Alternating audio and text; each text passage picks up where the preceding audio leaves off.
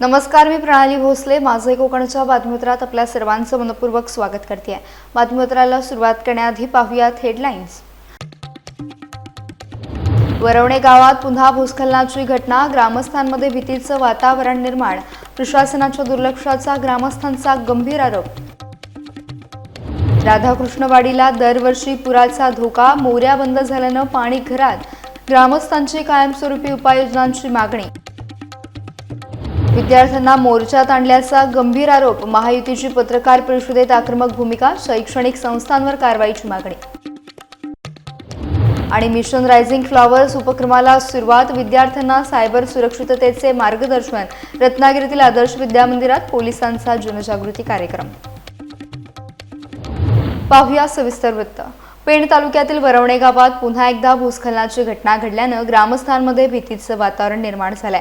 5 ते 7 जुलै दरम्यान झालेल्या मुसळधार पावसामुळे या परिसरात मोठ्या प्रमाणावर भूस्खलन झाले होते. या घटनेत शेतकऱ्यांच्या कलमी आंब्यांच्या बागा मातीखाली गाडल्या गेल्या, तर भात शेतीवर मोठ्या प्रमाणात मातीचा ढिगारा साचल्याने शेतीचे मोठे नुकसान झाल्याचे सांगण्यात आले. ग्रामस्थांनी या घटनेची माहिती संबंधित प्रशासनाला वारंवार दिल्याचा दावा केला असून अद्याप कोणताही जबाबदार अधिकारी घटनास्थळी पाहणीसाठी आला नसल्याचा आरोप त्यांनी केला. प्रशासनाच्या या कथित दुर्लक्षामुळे स्थानिक नागरिकांमध्ये तीव्र नाराजी व्यक्त होतीये. दरम्यान सतत सुरू असलेल्या पावसामुळे गावालगतच्या डोंगराचा आणखी एक भाग खचून माती खाली आल्याने नागरिकांची चिंता वाढली आहे. वारंवार भूस्खलन होत असल्याने भविष्यात माळीण दुर्घटनेसारखी परिस्थिती निर्माण होण्याची भीती ग्रामस्थ व्यक्त करतात. सध्या पेण तालुक्यात पावसाचा जोर कायम असल्याने शेती, आंब्यांच्या बागा तसेच राहती घरे धोक्यात आल्याची भीती व्यक्त केली जात आहे. प्रशासनाने तातडीने घटनास्थळी पाहणी करून नुकसानग्रस्तांना मदत द्यावी आणि भविष्यातील धोका टाळण्यासाठी कायमस्वरूपी उपाययोजना कराव्यात, अशी मागणी स्थानिक नागरिकांनी केली आहे. मी शासनाला सांगू इच्छितो, वरवणा गावामध्ये जे 5-6 जुलैला जो महापूर हाहाकार झाला, त्याच्यामध्ये आमच्या गावाच्या मध्ये असलेला साईचा डोंगर, त्याच्यामध्ये माझ्याजवळ 100 आंबे होते. त्या आंब्यामध्ये 100च्या 100 म्हणजे एकच आंबा राहिलेला आहे. परंतु मला ही धास्ती वाटते काय, याचं उत्कलन एवढं झालेलं आहे का आमचा गाव शेजारी आहे आणि गावाच्या शेजारी डोंगर असल्यामुळे तो डोंगर जर आला तर मालींसारखी परिस्थिती होण्याची शक्यता आहे. आणि मालीन झाल्यानंतर शासन ह्या दरबार येईल काय, हे मला शंका वाटते. पण आमच्या इथे माजी खासदार दादा धैर्यशील पाटील यांनी 2-3 वेळा येऊन पाहणी केली आणि प्रत्यक्षात पाहणी केली, प्रत्यक्षात इथे येऊन सर्व पाहिले. परंतु ह्या गोष्टी प्रत्यक्षात पाहाव्या, कारण साईडलाच डोंगर आहे आणि हा डोंगर जर आला तर गावातला एक पण घर आणि राहू शकत नाही, असं मला त्याची खंत वाटते. माझी आई, माझं संपूर्ण कुटुंब, आमचे सर्व नातेवाईक एकदम डोंगराच्या कडेला राहतात.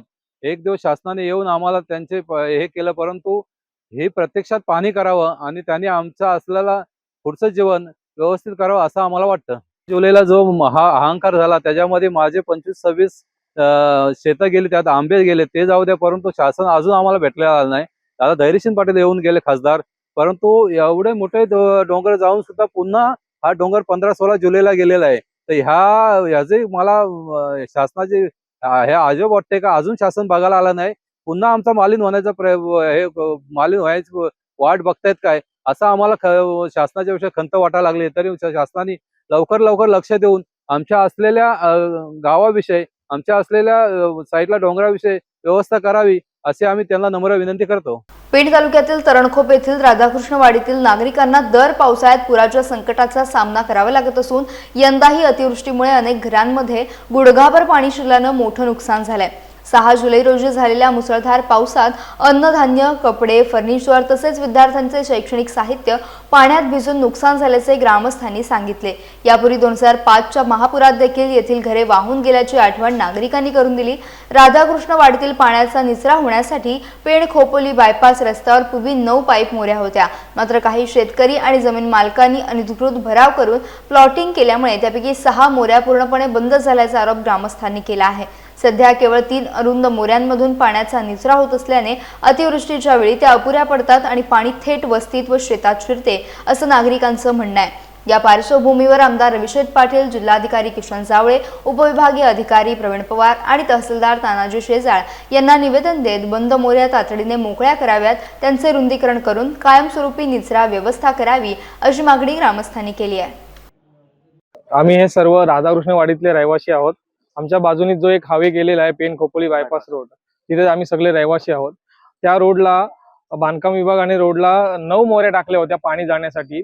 आज तिथे फक्त 3 मोऱ्या राहिल्यात, बाकीच्या मोऱ्या बंद केलेल्या आहेत. हे सगळे भराव करून प्लॉटिंग करून मोऱ्या बंद केल्यात. त्या मोऱ्या बंद केल्यामुळं तो जो पावसाचा जो पाणी पडतो तो निचरा तिथून होत नाही.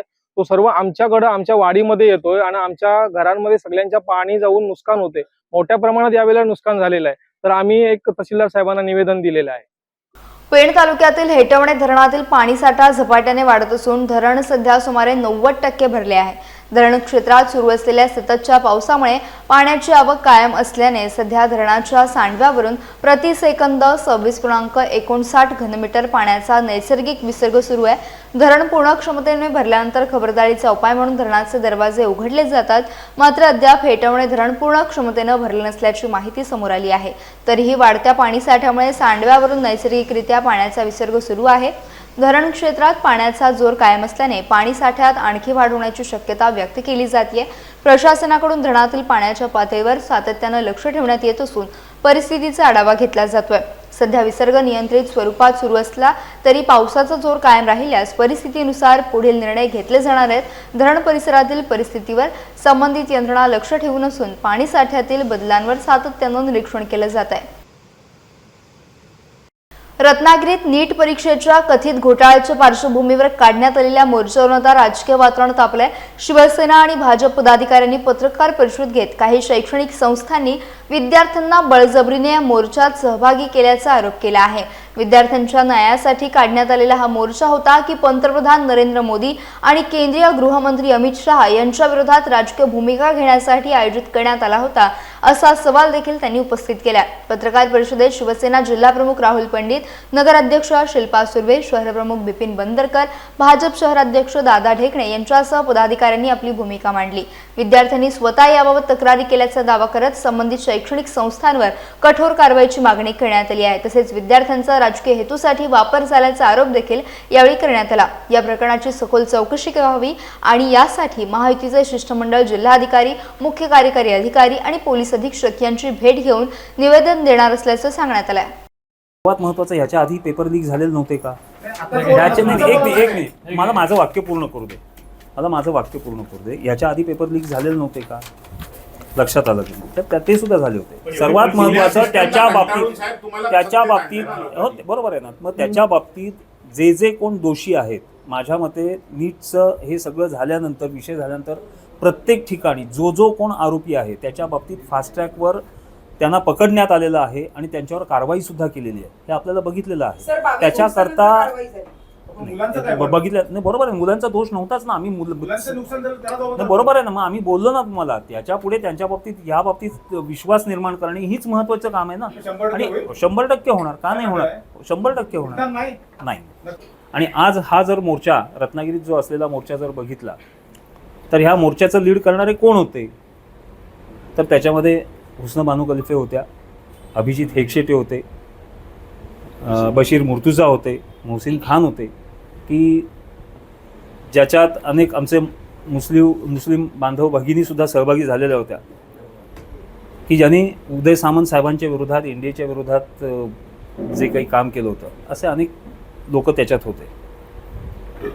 सर्वात ह्याच्यात वाईट गोष्ट एवढीच आहे की रत्नागिरी जिल्ह्यातल्या अनेक संस्थांनी, शैक्षणिक संस्थांनी जबरदस्तीने त्यांच्या विद्यार्थ्यांना इथे आणल्याचं आमच्या निदर्शनास आणलं आणि ही सर्वात वाईट गोष्ट आहे. त्यामुळे आम्ही जमलेले सर्व जे आता भाजपा शिवसेनेचे सर्व पदाधिकारी आहेत त्यांनी माननीय कलेक्टर साहेब, माननीय मुख्य कार्यकारी अधिकारी, माननीय SP साहेब यांच्याकडे ह्याची सखोल चौकशी करावी या निमित्ताने आम्ही पत्रसुद्धा आम्ही देणार आहोत.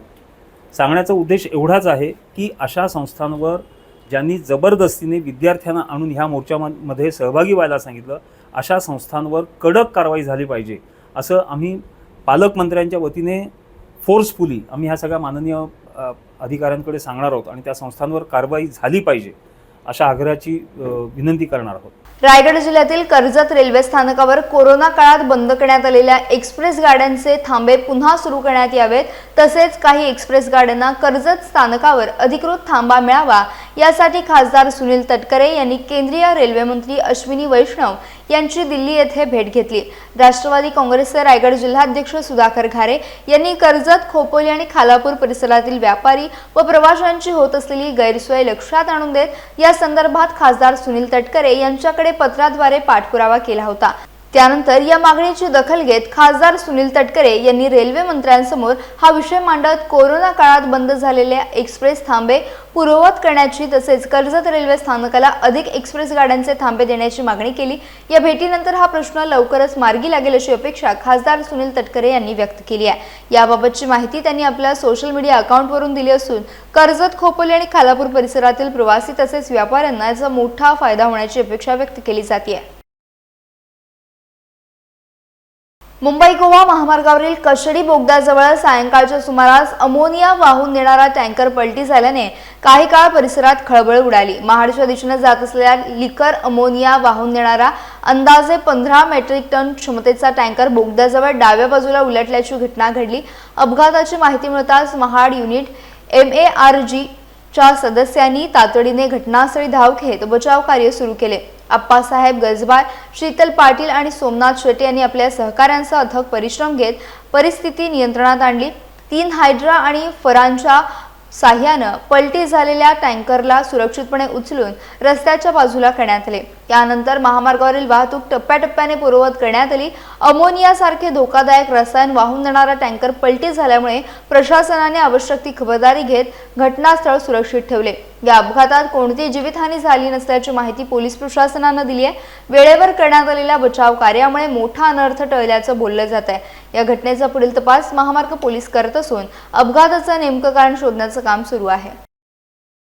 पनवेल रेल्वे पोलिसांनी रेल्वे प्रवाशांच्या बॅगा आणि मौल्यवान ऐवज चोरी करणाऱ्या एका सराईत चोरट्याला अटक करत तब्बल 26,31,068 रुपयांचे सोन्या चांदीचे दागिने जप्त केलेत।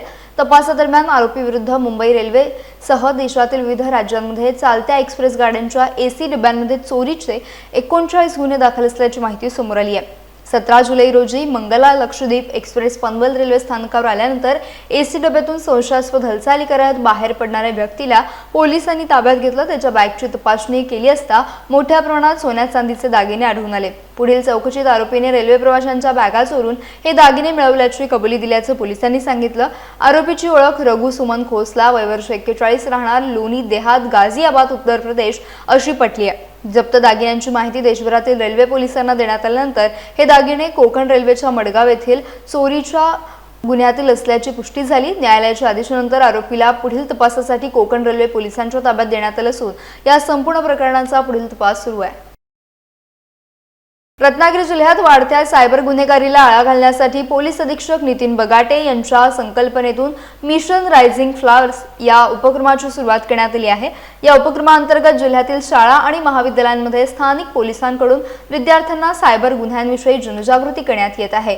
लांजा तालुक्यातील प्रभानवल्ली येथील श्रीदेवी अधिष्ठित शिक्षण प्रसार मंडळ संचलित आदर्श विद्या मंदिर प्रभानवल्ली हायस्कूलमध्ये या उपक्रमाचे आयोजन करण्यात आले। कार्यक्रमाची सुरुवात छत्रपती शिवाजी महाराजांच्या पुतळ्याला पुष्पहार अर्पण करून अभिवादनाने झाली। यावेळी पोलीस निरीक्षक निळकंठ बगळे यांनी विद्यार्थ्यांना सायबर सुरक्षितता, वाहतूक सुरक्षितता, करिअर मार्गदर्शन, स्वसंरक्षण आणि वैयक्तिक सुरक्षिततेबाबत सविस्तर मार्गदर्शन केले।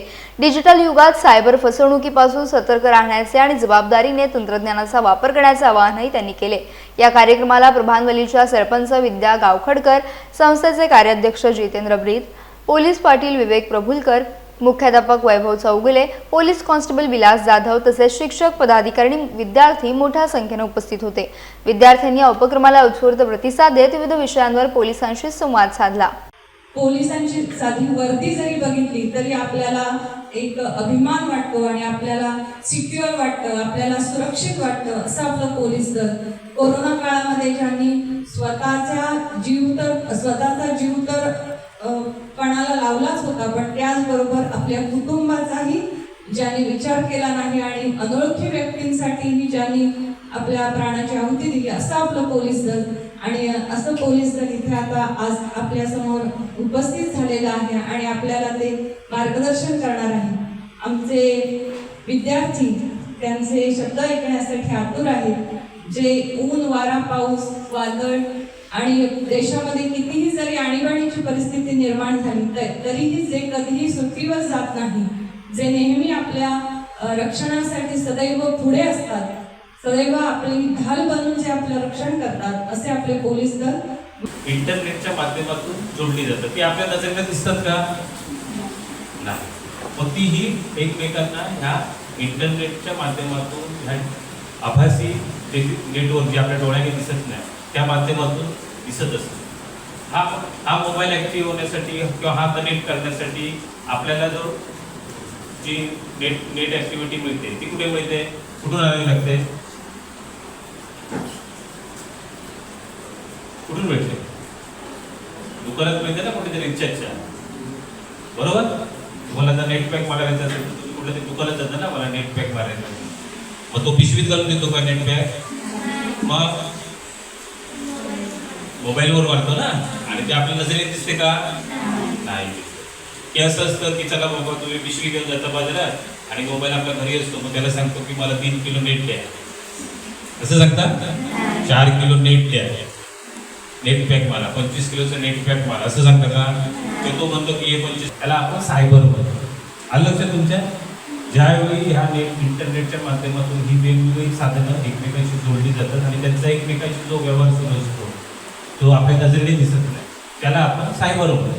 खेड तालुक्यातील मुरडे गावात युवा उद्योजक मंदार शिर्के आणि त्यांच्या मित्रपरिवाराच्या वतीनं पारंपरिक पद्धतीने भात लावणीचा उपक्रम उत्साहात पार पडला.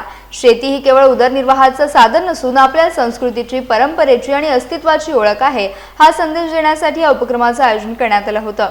या उपक्रमात मंदार शिर्के स्वतः शेतात उतरून भात लावणी करताना दिसले. त्यांच्या मित्रपरिवाराने देखील उत्स्फूर्त सहभाग नोंदवत शेतीबद्दलचा आदर आणि मातीशी असलेली नाळ जपण्याचा संदेश दिला. यावेळी मंदार शिर्के यांनी आज अनेक तरुण शिक्षण, नोकरी आणि व्यवसायासाठी शहरांकडे वळत असले तरी आपल्या मुळांचा विसर पडू देता कामा नये असे सांगितले.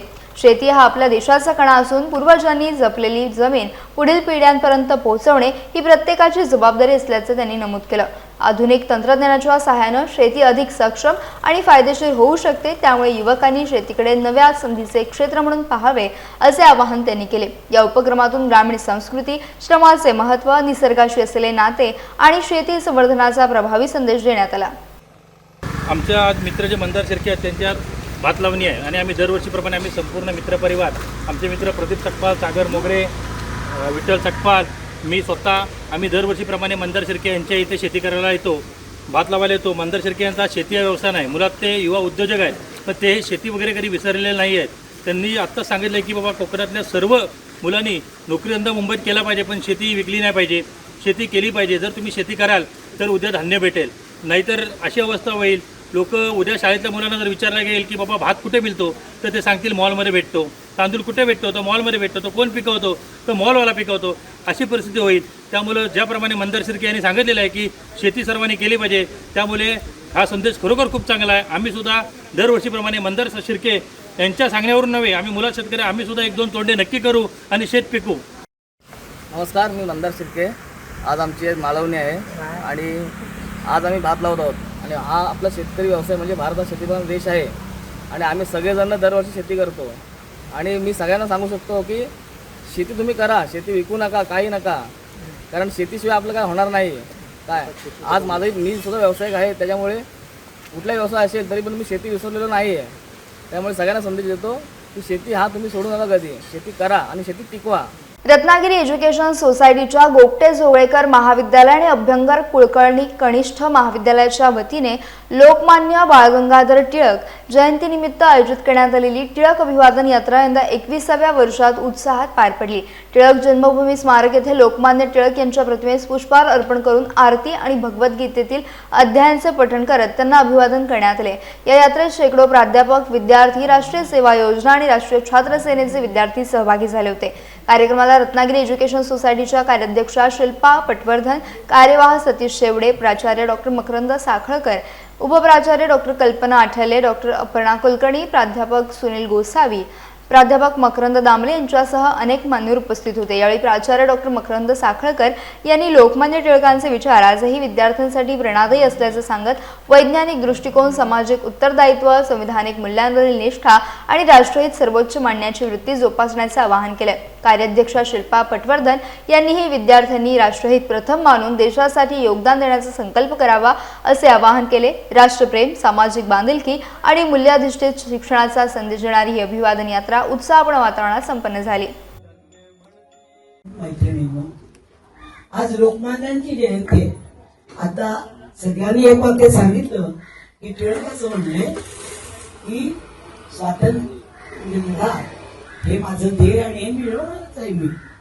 ह्याच्या मागचा एक विचार लक्षात घ्या, ही त्यांच्यावर म्हणायची वेळ का आली? स्वराज्य हा माझा जन्मसिद्ध हक्क आहे आणि तो मी मिळवणारच असं टिळकांची म्हणायची वेळ त्यांच्यावर का आली आहे? तर त्याच्या आधीच्या पिढीनं त्यांनी आपलं स्वातंत्र्य गमावलं। असलेलं स्वातंत्र्य गमावणं म्हणजे नवीन स्वातंत्र्य निर्माण करण्यासाठी परत लढा देणं। जेव्हा आपल्या अस्तित्वाची, आपल्या गुणांची जर आपल्याला किंमत कळत नसेल, आपण जर एक नाही राहिलो तर दुसरे लोक आपल्यावर राज्य करण्याशिवाय पर्याय नाही। राज्याचे दिवंगत माजी उपमुख्यमंत्री अजितदादा पवार यांच्या जयंतीनिमित्त सुधागड तालुक्यात आगळा वेगळा उपक्रम राबवण्यात आला। राज्य शासनाच्या निर्देशानुसार विविध शासकीय कार्यालय, शाळा आणि महाविद्यालयांमध्ये जयंती साजरी करण्यात आली। या पार्श्वभूमीवर ग्रामसेवक संघटना, सुधागडचे अध्यक्ष मयूर कारखानेस यांनी पुढाकार घेत ज्या शासकीय कार्यालय आणि शैक्षणिक संस्थांमध्ये स्वर्गीय अजितदादा पवार यांची प्रतिमा उपलब्ध नव्हती त्या ठिकाणी प्रतिमा आणि पुष्पहार भेट देण्याचा उपक्रम राबवला। या उपक्रमांतर्गत जैन पालीवाला महाविद्यालय, गबा वडेर हायस्कूल, शासकीय औद्योगिक प्रशिक्षण संस्था, पाली भूमी अभिलेख कार्यालय, महिला व बालविकास विभाग तसेच सहाय्यक निबंधक कार्यालय येथे प्रतिमांचे वितरण करण्यात आले। संबंधित अधिकारी, कर्मचारी आणि शिक्षकांच्या उपस्थितीत प्रतिमेचे पूजन करून स्वर्गीय अजितदादा पवार यांना अभिवादन करण्यात आले। शासकीय आदेशाचा सन्मान राखत त्यांच्या विकासाभिमुख कार्याच्या स्मृती जतन करण्याच्या उद्देशाने हा उपक्रम राबवण्यात आला। या उपक्रमाचे सुधागड तालुक्यातून विविध स्तरातून स्वागत होत असून नागरिकांकडून देखील त्याचे कौतुक केले जात आहे। सामाजिक बांधिलकी आणि शासकीय निर्देशांचा सन्मान यांचा सुंदर संगम या उपक्रमातून पाहायला मिळाला। आषाढी एकादशीच्या पावन पर्वानिमित्त अलिबागमध्ये एक दिवस तरी वारी अनुभवावी या संकल्पनेतून भव्य पायी दिंडी आणि भक्तिमय वारी उत्साहात पार पडली।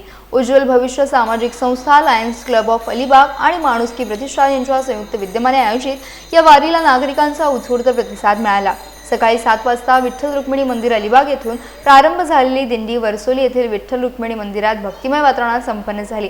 रामनाथ मराठी शाळेतील 40 ते 50 विद्यार्थ्यांसह टाळ मृदुंगाच्या गजरात ज्ञानोबा तुकाराम आणि विठ्ठल विठ्ठलच्या नामघोषाने संपूर्ण परिसर दुमदुमून गेला। धर्मादाय आयुक्त राजेश इंगोले, निरीक्षक सुनील साळुंखे, डॉक्टर विजय कोकणे, जागृती फाउंडेशनच्या जागृती बेलेकर तसेच विविध क्षेत्रातील मान्यवर या उपक्रमाला उपस्थित होते। वारकरी भक्तांसाठी चहा, नाश्ता, पिण्याचे पाणी आणि आवश्यक साहित्याची व्यवस्था करण्यात आली। अनेक भक्तांना कुर्ते व सदरे वाटप करण्यात आले। संस्थेच्या अध्यक्षा उज्ज्वला चंदनशिव यांनी स्वतः अलिबाग ते वरसोली हा संपूर्ण पालखी सोहळा खांद्यावर पालखी घेत पायी पूर्ण करत भक्तिभावाचे प्रेरणादायी उदाहरण घालून दिले। या उपक्रमातून भक्ती, सेवा, संस्कार आणि सामाजिक एकात्मतेचा सुंदर संगम अनुभवायला मिळाला। काय होतं, सर्वांनी वारीला गेलेले असतात, काही जण नाही गेले, काहींना जमत नाही, दरवर्षी जायला जमत नाही। एक प्रतिकात्मक म्हणण्यापेक्षा आपल्या मनापासूनची आपण देवापर्यंत जी हाक मारतो, जे वारीला जातो किंवा जे चालण्याचा जो अनुभव घ्यायचा आहे तो मला घ्यायचा आहे, तर मग सगळ्यांनी का नाही घेऊ?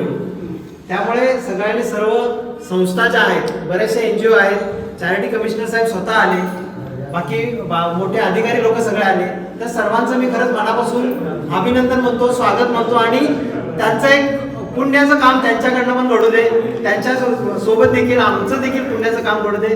आणि नाईक सरांनी एका फोनवरच सांगितलं की तुम्ही या, गेल्या वर्षी देखील त्यांनी अशीच मदत केली। दरवर्षी त्यांची अपेक्षा आहे की आपण अशीच वारी चालू करावी, चालू ठेवावी, त्यामुळे मी त्यांचं देखील आभार मानतो। आणि जे लहान मुलं, जे शाळेतली मुलं ती देखील, कारण शाळेतल्या मुलांना आणण्याचा हेतू तोच आहे की मुलांनी देखील या वारीमध्ये सहभागी व्हावं। त्यांना आतापासूनच जर का या संस्कार जर त्यांच्या मनात राहिले तर नक्कीच ते पुढच्या पिढीपर्यंत जातील। यासह बातमीपत्रात वेळ झाली इथेच थांबण्याची, भेटूयात नवीन बातमीपत्रासह। तोपर्यंत तुम्ही कुठेही जाऊ नका, पाहत राहा फक्त माझे कोकण।